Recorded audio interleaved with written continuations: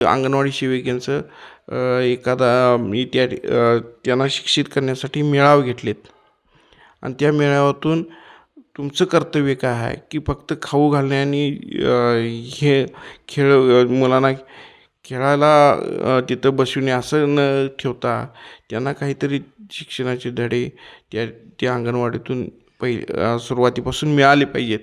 यासाठी माझा पाठपुरावा आणि आत्ता ती काम चालू झालेलं आहे. त्यामुळं अंगणवाडीपासूनच मुलं पहिलीचा जो अभ्यासक्रम आहे ती घेत आहेत आणि त्यामुळं माझ्या जिल्हा परिषदेच्या शाळा ह्या त्या सर्वसामान्यांच्या शाळा आहेत त्या वाचल्या पाहिजेत.